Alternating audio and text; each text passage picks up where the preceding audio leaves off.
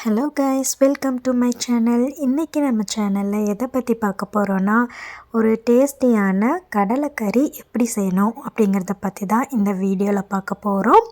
வாங்க வீடியோக்குள்ளே போகலாம். இந்த கடலைக்கறி செய்கிறதுக்கு நீங்கள் நைட்டே தண்ணியில் கடலையை நல்லா ஊற போட்டுருங்க.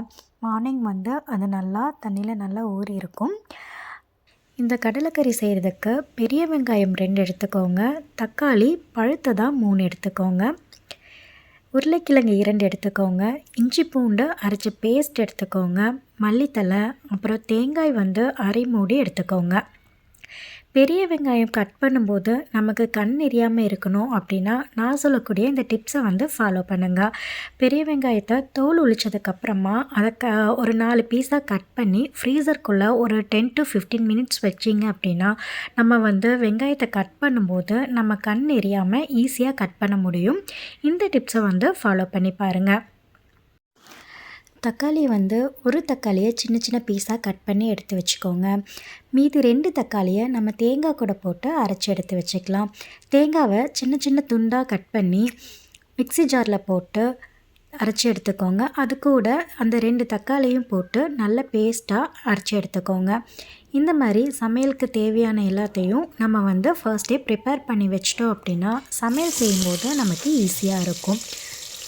ஒரு குக்கரில் நமக்கு தேவையான அளவு ஆயில் சேர்த்துக்கோங்க. ஆயில் நல்லா சூடானதுக்கப்புறம் நம்ம கட் பண்ணி வச்சுருக்க பெரிய வெங்காயத்தை ஆட் பண்ணிக்கோங்க.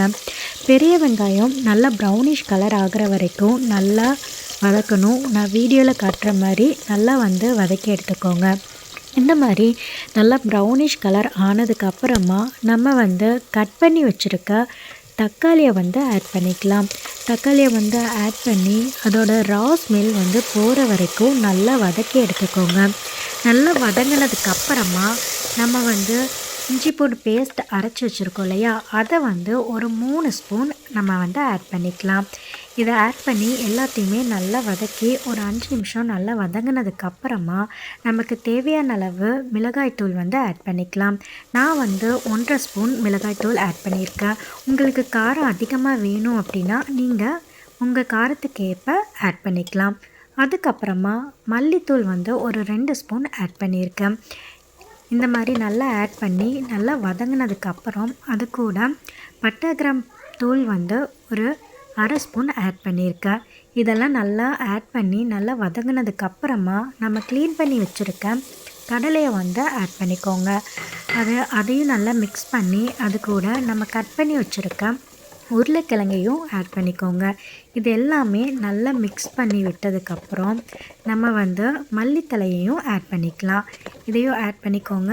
அதுக்கப்புறமா நம்ம அரைச்சி வச்சுருக்க பேஸ்ட் இதில் ஆட் பண்ணிக்கோங்க. இது கூட கொஞ்சமாக தண்ணி சேர்த்து நமக்கு தேவையான அளவு உப்பு சேர்த்துக்கோங்க. இது எல்லாமே சேர்த்து விட்டதுக்கப்புறம் நம்ம குக்கரை க்ளோஸ் பண்ணிடலாம். ஒரு 4லேருந்து 5 விசில் வர வரைக்கும் வெயிட் பண்ணுங்கள். 4லேருந்து 5 விசில் வந்ததுக்கப்புறமா நம்மளுக்கு கடலையும் உருளைக்கிழங்கு எல்லாமே நல்லா வெந்திருக்கும். இதை நம்ம வேற ஒரு பவுலில் சேஞ்ச் பண்ணிக்கலாம். இப்போ நம்ம சுவையான கடலைக்கறி ரெடி ஆயிடுச்சு. இந்த வீடியோ பிடிச்சிருக்கு அப்படின்னா கண்டிப்பாக லைக் பண்ணுங்கள், ஷேர் பண்ணுங்கள், கமெண்ட் பண்ணுங்கள். இந்த மாதிரி யூஸ்ஃபுல்லான வீடியோஸ்க்கு என்னோட யூடியூப் சேனலை சப்ஸ்கிரைப் பண்ணிக்கோங்க. Hello guys, welcome to my channel. This video is sponsored by BuyMode e-shopping app. BuyMode e-shopping app one of the online shopping app. இந்த ஆப்பில் பார்த்திங்கன்னா நம்ம வீட்டுக்கு தேவையான பொருட்கள் எல்லாமே பை பண்ணிக்க முடியும். இந்த ஆப்போட டவுன்லோட் பண்ணுறதுக்கான லிங்க் டிஸ்கிரிப்ஷனில் கொடுக்குறேன். நீங்கள் செக் பண்ணிக்கோங்க. ப்ளே ஸ்டோர் இல்லைனா ஆப் ஸ்டோரில் நம்ம டவுன்லோட் பண்ணிக்கலாம்.